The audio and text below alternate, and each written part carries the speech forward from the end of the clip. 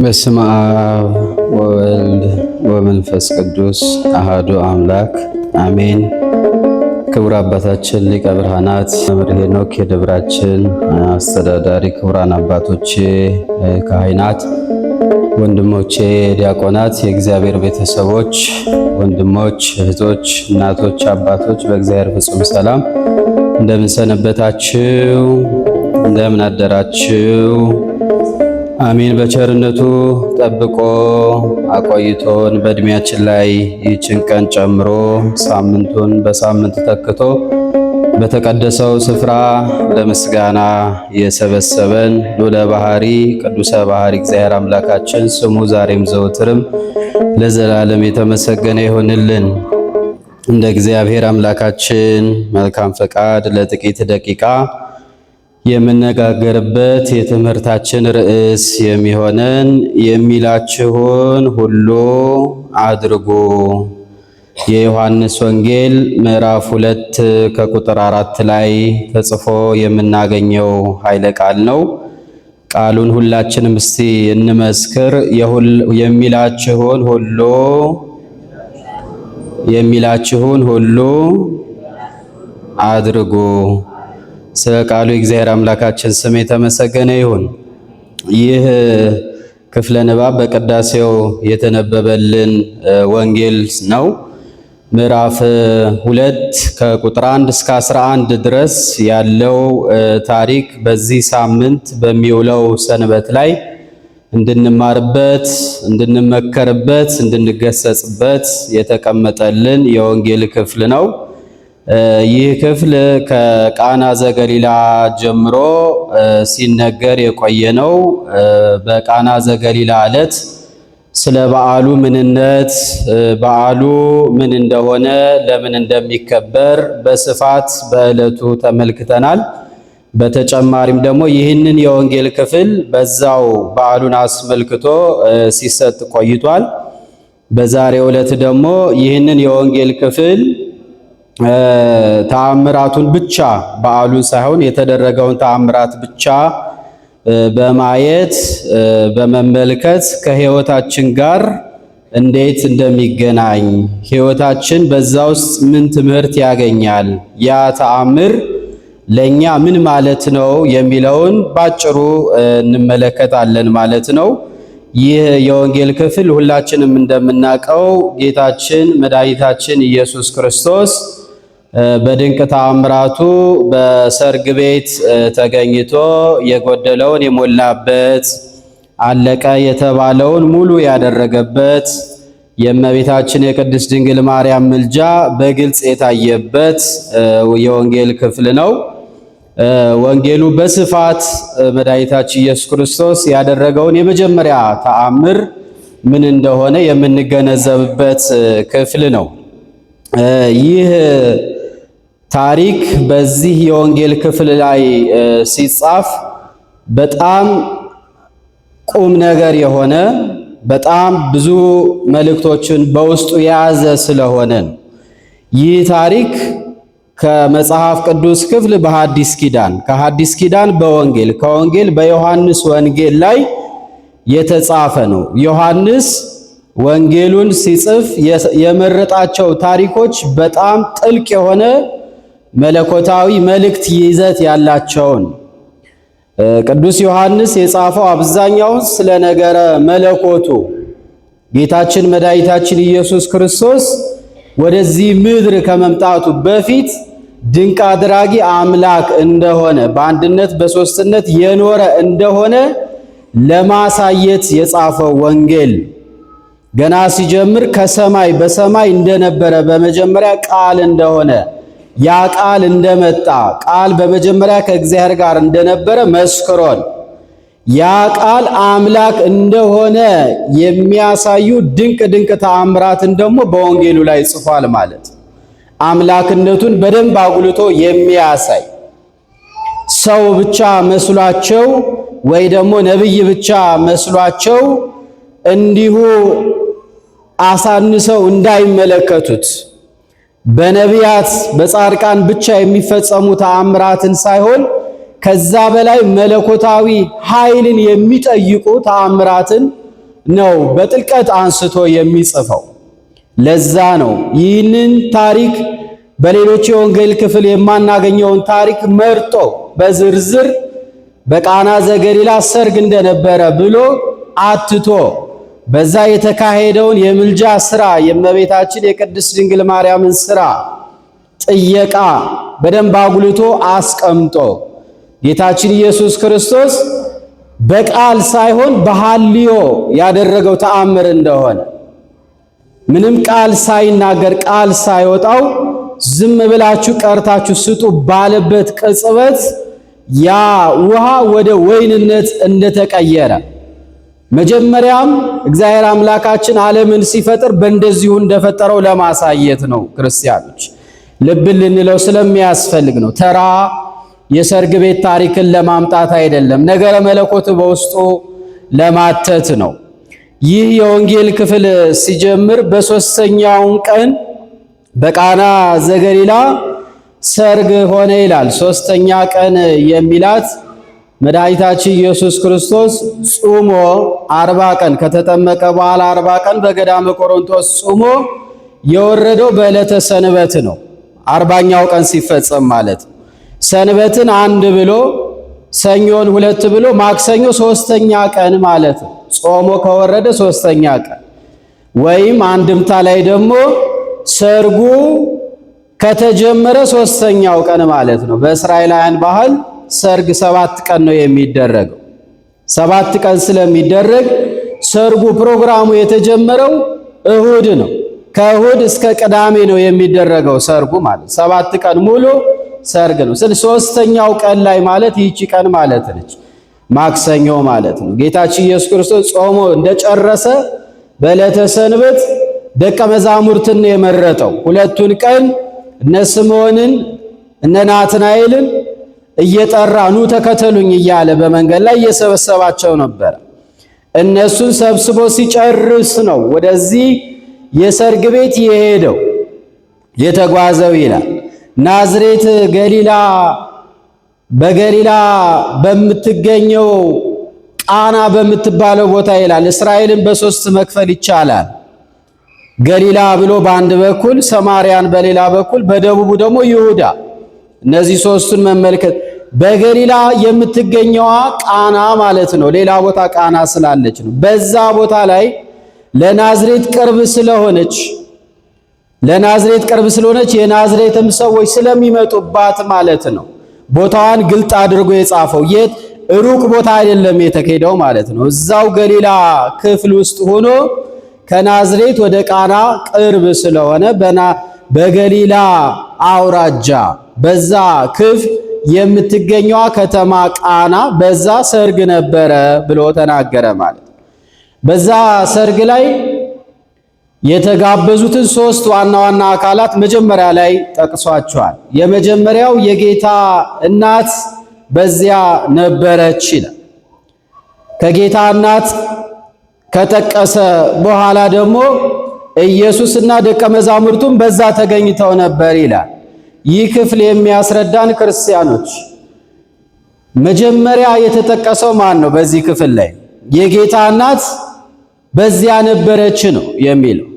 በማንኛውም ታሪክ አገባብ ላይ ስንመለከት መጀመሪያ ስሙ የተጠራው ሰው የታሪኩ ዋና አካል ነው። ክርስቲያኖች ምንም አይነት ታሪክ ሲነገረን እገሌ የሚባል ሰው ነበረ ካለ ያ ታሪክ ስለማን ነው የሚያወራው ማለት ነው? ስለዛ ሰው ነው መጀመሪያ ማለት።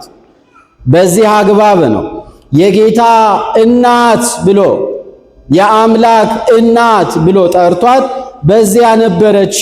ምን ማለት ነው? ይህ ታሪክ ስለ እናቲቱ ነው ማለት በዋናነት እናቲቱ በእሷ አማካኝነት ስለተደረገው ተአምራት የሚያትት ነው ማለት ነው። ቅድሚያ ነው የተጠራቸውና ማለት ታሪክ አገባብ የሚፈታው በዛ ነው። የጌታ እናት በዛ ነበረች። ኢየሱስና ደቀ መዛሙርቱም ደግሞ በዚያ ነበሩ ብሎ አስቀድሞ የጌታ እናትን ይጠራል። በዚህ አግባብ ይህ ታሪክ የሚነግረን ስለ ጌታ እናት ነው ማለት ነው። በእሷ አማካኝነት ስለተደረገ ጉዳይ ነው ማለት ነው። ስሟን ስለጠራ አእምሯችንም የሚዘጋጀው እሺ የጌታ እናት በዛ ነበረች፣ ምን አደረገች፣ ምን አለች የሚል ጥያቄ ራሱ አእምሯችን ይጠይቃል። ስለዚህ ስለ ጌታ እናት የሚናገር ነው ማለት ነው። እነዚህ አካላት ተገኝተው ተጠርተው መጥተዋል። ጌታችን መድኃኒታችን ኢየሱስ ክርስቶስ በመዋዕለ ሥጋዌው በአብዛኛው ሙሉ በሙሉ በሚባል ደረጃ ሲጠይቅ የነበረው ሕመምተኞችን፣ ደካሞችን፣ በችግር ላይ ያሉ ቤተሰቦችን ነው በአብዛኛው ማለት። ነገር ግን አንድ ጊዜ በሰርግ ቤት ተገኘ ማለት። አንድ ጊዜ ያቺም ይቺ ሰርግ ቤት ነች። አንደኛ ሰርግ ክቡር መሆኑን ለማሳየት ለመባረክ እግዚአብሔር አምላካችን መጀመሪያ ጋብቻን አስቀድሞ እንደመሰረተ አዳምና ሔዋንን እንዳመጣ እንደባረካቸው ጌታ ኢየሱስ ክርስቶስም የመጀመሪያ ተአምራቱን አምላክነቱን ሲገልጥ በሰርግ ቤት ለመግለጥ ማለት ነው። ክቡር እንደሆነ ጋብቻ የተከበረ የተባረከ የእግዚአብሔር ፍቃድ እንደሆነ እሱን ለመግለጥ በዚያ ተገኘ ማለት ነው። የማይፈቀድ ነገር ቢሆን የማይገባ ነገር ቢሆን በዛ አይገኝም ማለት ነው። መጀመሪያው የሚገባ ስለሆነ የእግዚአብሔር ሐሳብ ስለሆነ በዛ ተገኘ። አንድም ስለተጠራ ሰርገኛው አክብሮ ስለጠራው እናቲቱን ስለጠራ እሱና ደቀ መዛሙርቱን አክብሮ ስለተጠራ በጥሪው መሰረት መጥቷል። ጠሪ አክባሪ የሚቀር ደግሞ ጥሪውን አክብሮ ሌላ የራሱ ስም አለ። ስለዚህ አክብሮ መምጣት ማለት የምንማረው ከጌታችን ከኢየሱስ ክርስቶስ ሰው ሲጠራን አክብሮ ኑልኝ፣ በተለይ በደስታ በሐዘን ጊዜ አይ ብሎ መቅረት ይህ ሌላ መልእክት የሚያስተላልፍ አክብረው ስለጠሩት ጠርተውኛል ብሎ ቁም ነገር ብሎ ሄደ ማለት ነው ክርስቲያኖች። ስለዚህ መጠራቱ አንድም ደግሞ እግዚአብሔር ባወቀ ሁሉ ነገር መለኮታዊ ቀጠሮ ስላለው በዛ ሊያደርግ የሚፈልገው ነገር እንዳለና የሚገለጥ ታላቅ ነገር እንዳለ ለማሳየት ማለት አንድም በመጨረሻ የእናቲቱን ክብር ለመግለጽ እሷም ደግሞ የምትናገረው ስላለ በዚህ ሰርግ ቤት በእነዚህ ምክንያቶች ተገኝቷል ማለት ነው። ጌታችን ኢየሱስ ክርስቶስ እናቱና ደቀ መዛሙርቱ በዛ ሆነው ተገኝተዋል። በሶስተኛው ቀን ማለት ነው። አሁን ሰርጉ እየተካሄደ ስለዚህ ይህ ሰርግ ቤት እንዲህ ሆኖ 3 ቀን ሙሉ እየተካሄደ ሳለ ነው አስደንጋጩ ነገር የተፈጠረው፣ የሚያሳፍረው ጉዳይ የተፈጠረው። ያ ለ7 ቀን ይበቃል ተብሎ የተዘጋጀው ወይ ገና በሶስተኛው ቀን አለቀ።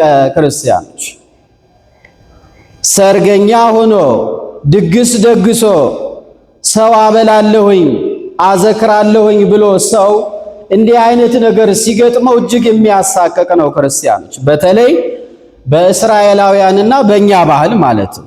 ባህላችን ስለሆነ ተመሳሳይ ስለሆነ ነው።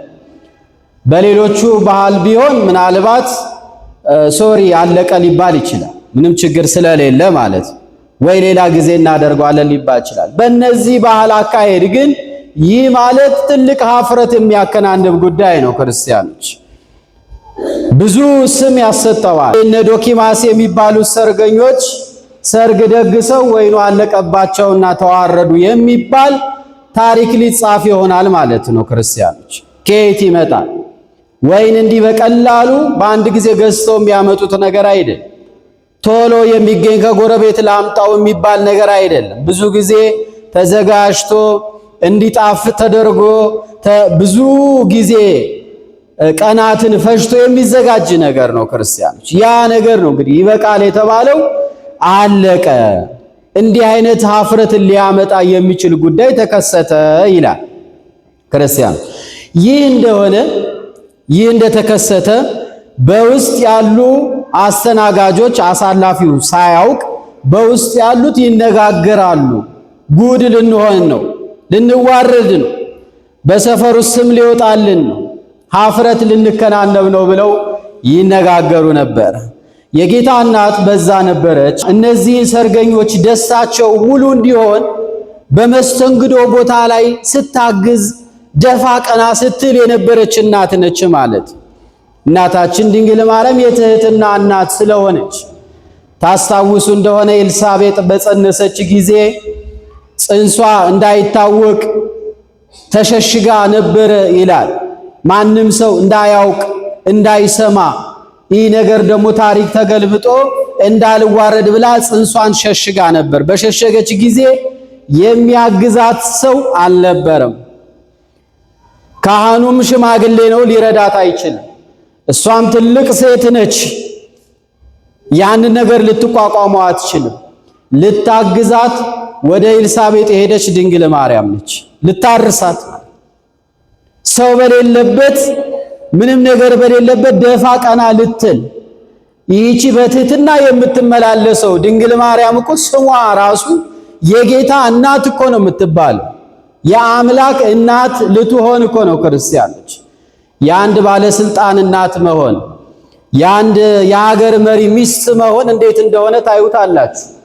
ክብራቸው እኮ ከባለስልጣኑ እኩል እኮ ነው የሚከበሩት። ዝቅ ብለው የምናገኛቸው ሰዎች አይደሉም እኮ ባለስልጣን ስለሆኑ ማለት እኩል ክብር ይደረግ። እመቤት ይባላሉ። ቀዳማዊት እመቤት ስም ይወጣላቸው፣ ክብር ሁሉ ይሰጣቸዋል።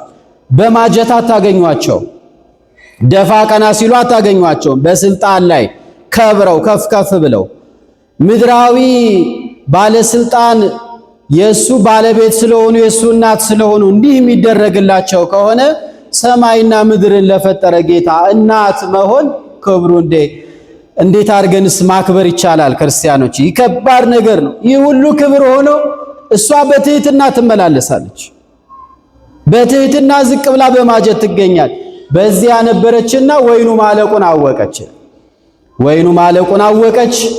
ቀጥታ ይህ ጉዳይ መፈታት አለበት ቶሎ ማለት በአፋጣኝ ጉዳዩ ታሪኩ መገልበጥ መቻል አለበት። አለዛ ቅድም እንዳልኳችሁ ብዙ ነገሮች ሊከተሉ።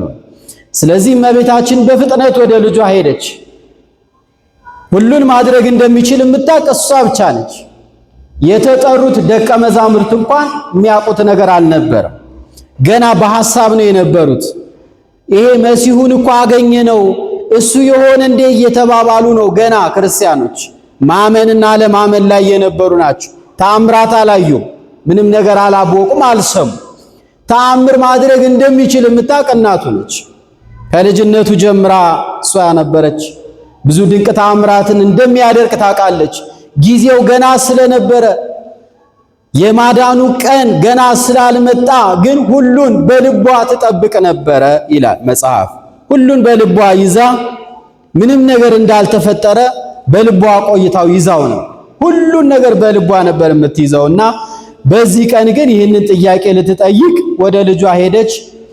ወደ ጌታችን ኢየሱስ ክርስቶስ ቀርባለችና በቀጥታ ጥያቄውን ያቀረበችው የወይን ጠጅ እኮ የላቸው፣ አለቀባቸው።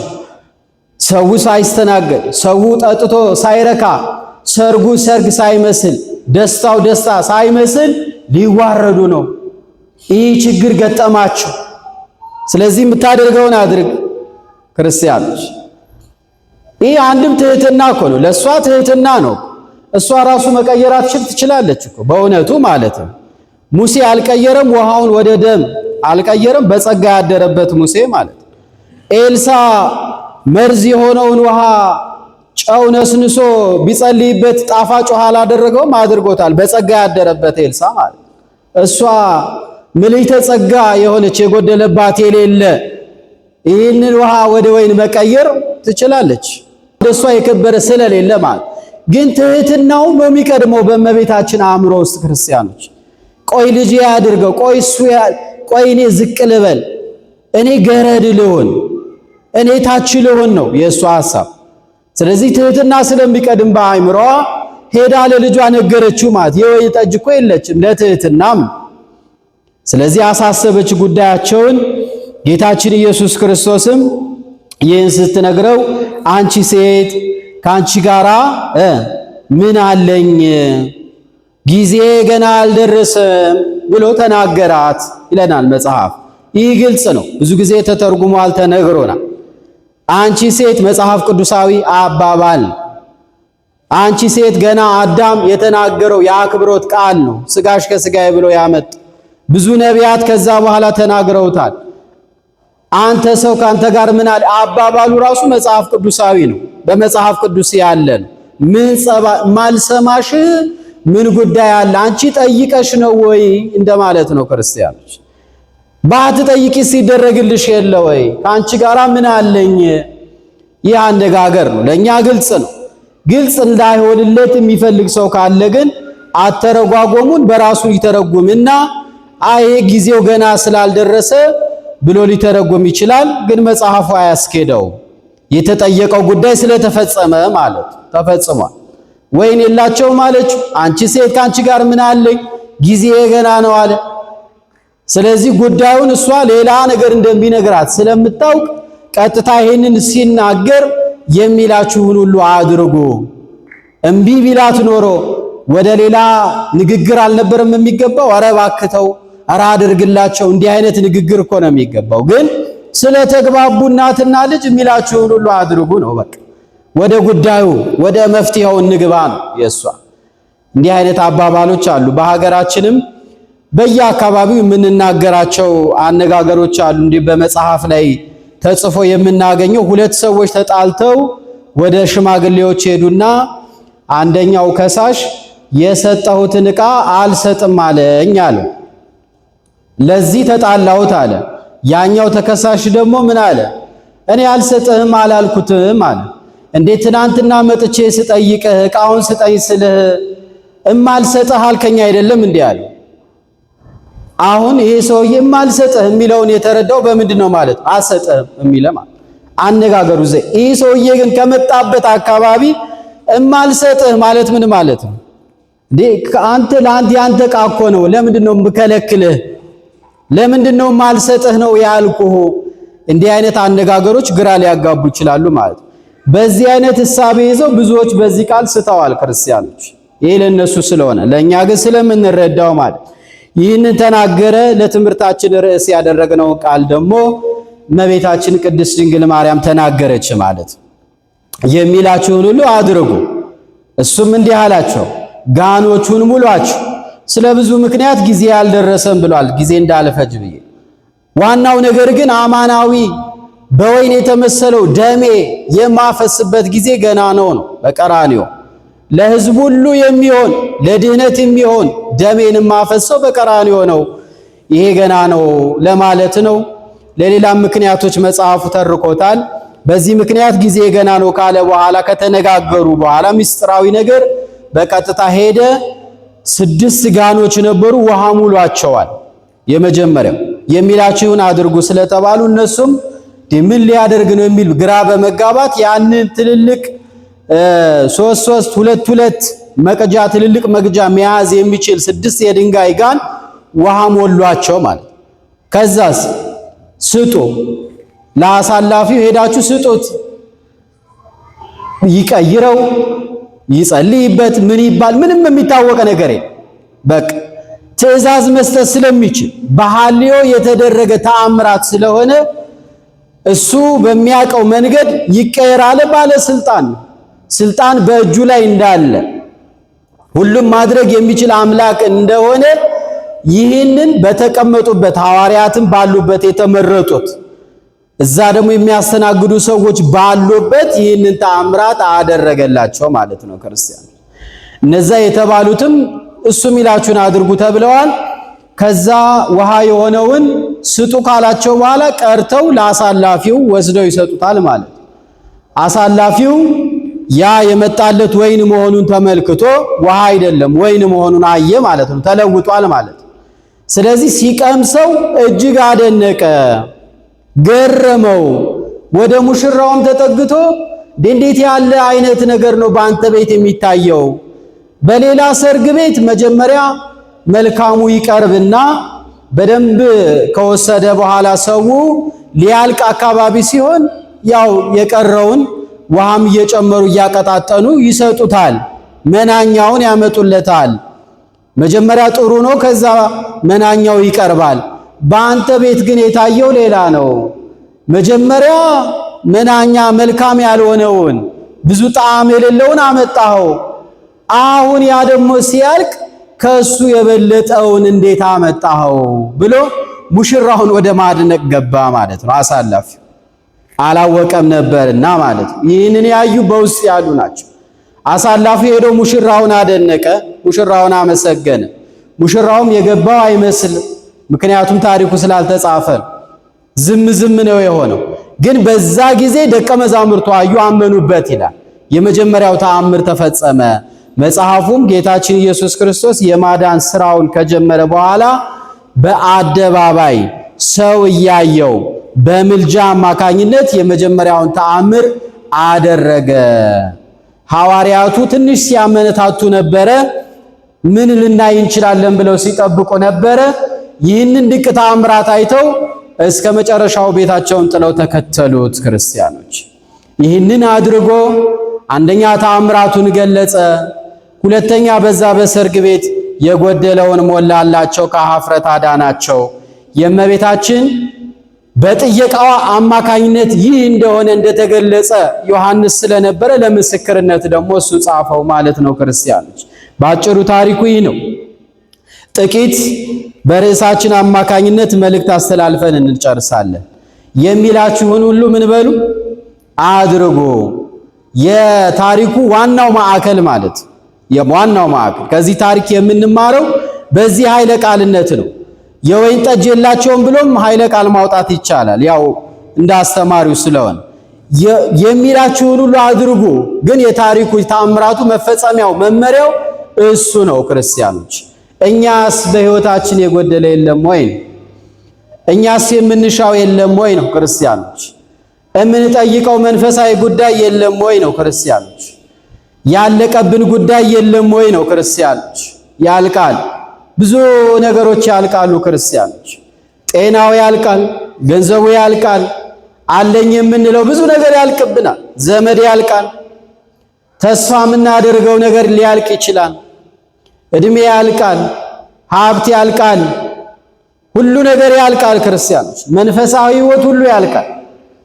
ፍቅር ያልቃል፣ ትዕግስት ያልቃል፣ መከባበር ያልቃል። ክርስቲያኖች ስላለቀ ነው ይሄን ሁሉ የምናየው። ክርስቲያኖች የሚያልቁ የሚጎሉ ነገሮች አሉ ማለት። ስለዚህ ይህ ተአምር ዛሬም ያስፈልጋል ለሕይወታችን፣ ለኑሯችን፣ ለሀገራችን፣ ለሰላማችን፣ ለፍቅራችን፣ አንድ ላይ ለመኖራችን ይህ ተአምር ዛሬም ያስፈልገናል።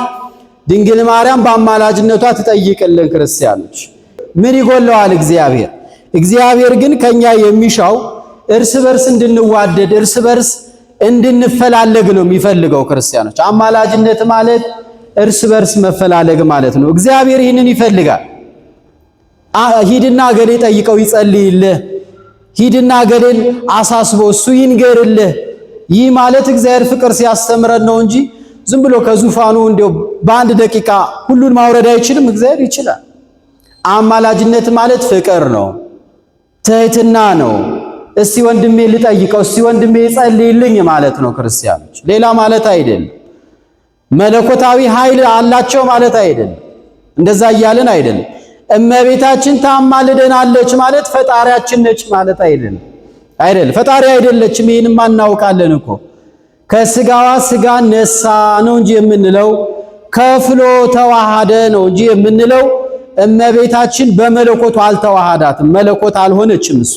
ክርስቲያኖች ከፍሎ ነው የተዋሃደው፣ መለኮት አይደለች። ከሷ የተከፈለው ስጋ ነው አምላክ የሆነው እንጂ እሷ አምላክ አይደለችም። ክርስቲያኖች አምላክ ነች እያልን አይደለም፣ ትህትናችንን እየገለጽን ነው፣ ፍቅራችንን እየገለጽን ነው። እስቲ አማልጅኝ እያልን ዝቅ እያልን ነው። ክርስቲያኖች እንዲህ ነው የሚካሄደው እኮ ክርስትና።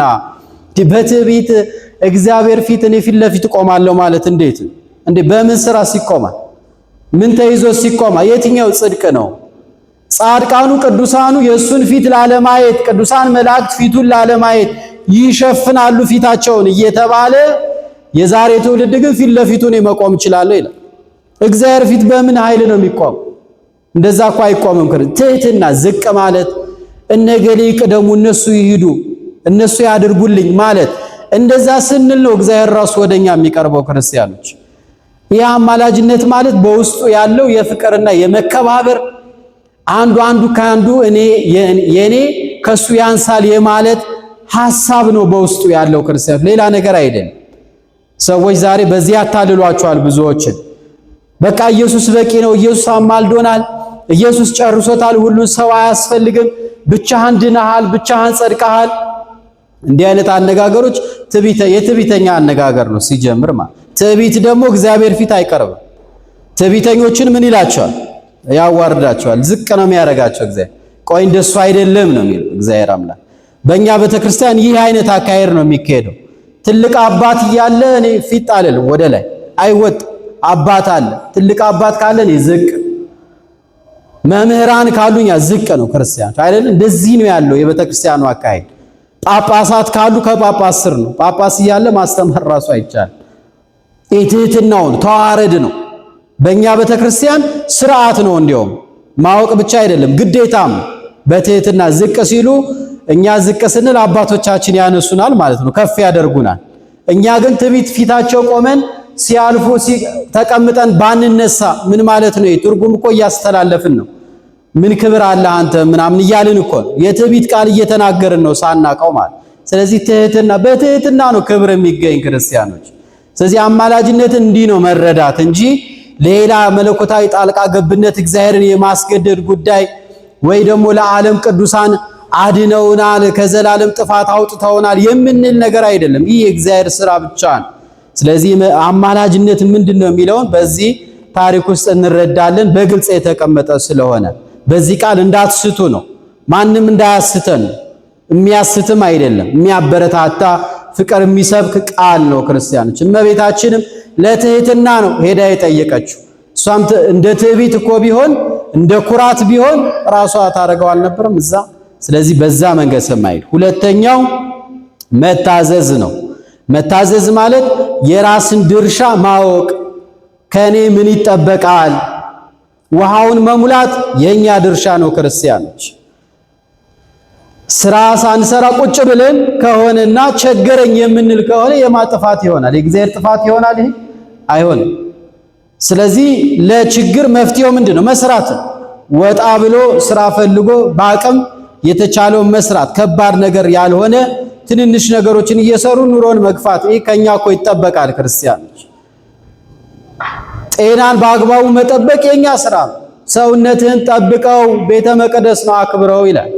ይህ ከኛ የሚጠበቅ ነው። እንደ ልባችን እየሆንን እንደ ልብ እየተጠጣ እንደ ልብ እየተበላ በኋላ አመመኝ ቢባል የማጥፋት ይሆናል። ይህ ከኛ አእምሮ የሰጠን ለዛ ጤናችንን መጠበቅ፣ ያለንን ነገር መጠበቅ፣ የሚቻለውን ነገር ማድረግ፣ መንቀሳቀስ። ከዛ በኋላ ባርክልኝ ስንለው እግዚአብሔር ደግሞ ይባርከዋል ማለት ነው። ያን መንገዱን ክፈትልኝ ብለን ስንጠይቀው ያደርገዋል። እየሞከረን ስለሆነ እግዚአብሔር ስንፍናን ይጸየፋል። ሊሰራ የማይወድ ሰው ምግብ እንኳን አይብላ ይላል መጽሐፍ ቅዱስ። ስለዚህ ከኛ የሚጠበቁ ነገሮችን እናድርጋቸው። ንስሐ ለመግባት ከሆነ እቤት ቁጭ ብለን ቄሱ አይመጣም። እቤት ቢያንስ ወደ ቤተክርስቲያን መምጣት የኛ ስራ። በቤተክርስቲያን መተን አባት እንፈልግ እናገኛቸዋለን። እዚህ ስንመጣ አባቴ ንስሐ ልገባ ነው በቃ መምጣት የኛ ስራ ነው። ማገናኘት እግዚአብሔር ይፈጽመዋል። ከዛ በኋላ የምትቸገራችሁና ከእናንተ ግን መምጣት ያስፈል ለመቁረብ እቤት መጥቶ አይደለም ቁርባን የሚደረግልኝ፣ ከኛ ዝግጅት ይፈልጋል። ልባችንን ማነሳሳት፣ ልቦናችሁን ከፍ አድርጉ እንደተባለ ከምድራዊ ሐሳብ ተላቀን ከፍ ማለት ይህ ከኛ የሚጠበቅ። የዛን ጊዜ መንፈስ ቅዱስ ይሞላናል፣ ኃይል ይሰጠናል፣ መንገዱን ይመራናል። ክርስቲያኖች ለዚህ ከኛ የሚጠበቁ ከኛ እንድናደርጋቸው የሚሹትን ነገሮች ማድረግ ሁለተኛ። ሶስተኛው ማመን፣ እግዚአብሔር ደግሞ ያደርግልኛል ማለት ማመን፣ በእምነት መቀበል ማለት ነው። እነዛ አሳላፊዎች ቀርታችሁ ስጡ ሲሏቸው እንዴ ማመናቸው እኮ ራሱ ይገርማል። ክርስቲያኖች በእኛ ብንሆን እንዴ እንደዛ ልንታዘዝ እንችላለን? ውሃ ነው የሞላ ነው አይተናል። ሊያዋርደኝ ነው እንዴ ልንል እንችላለን እኮ ማለት እምነት ጎዶሎ ከሆነ ማለት። እምነታችን ሙሉ ከሆነ ግን እግዚአብሔር ያደርጋል። ትናንትናም አድርጓል፣ ዛሬም ያደርጋል፣ ወደፊትም ያደርጋል። የታመነ አምላክ ነው። እኛ ጋር ግን እምነት እንዳይጎድል ነው፣ መጠራጠር ነገሮች እንዳይኖር ነው። እግዚአብሔር ግን እኔን ያየኛል፣ ሌሎቹ እንደሚያይ ለኔ ይሰራል። እንዲህ አይነት ጥርጣሬዎች ከመጡ በህይወታችን እግዚአብሔር አይወዳቸውም። እኒህ አይነት ነገሮች ስናምነው ደስ ይለዋል። እንደ ሕፃን ልጅ አባቱን ያምነው የለ አምኖት እኮ ትከሻው ላይ ይወጣ አይጥለኝም ብሎ ማለት አይጥለውም አባትየው። እንደዛ አይነት እምነት ያስፈልገናል። እግዚአብሔር ላይ ከተቀመጥን በቃ ተደላድለን መቀመጥ። እግዚአብሔር የረዘመ የሚመስለው ነገር በእግዚአብሔር እቅድ ውስጥ መጣል ነው። በቃ እግዚአብሔር ያውቅበታል እንዴት እንደሚሆን ማለት ነው ጉዳዩ። ስለዚህ እምነታችንን ደግሞ ከነዚህ ከአሳላፊዎቹ የሚላችሁን አድርጉ ከተባለው አማኞች ሆነው ስለተገኙ እኛም ደግሞ አማኝ ሆነን እንድንገኝ ያስፈልጋል ማለት ነው። ይህ ሆኖ ሲገኝ እግዚአብሔር ተአምራቱን ይፈጽማል። ተአምራቱን ይፈጽምልን፣ የጎደለንን ይሙላልን፣ የጠየቅነውን ሁሉ ከኃጢአት በቀር እግዚአብሔር አምላካችን ያደርግልን፣ ያከናውንልን፣ የሰማነውን በልቦናችን ያሳድርልን።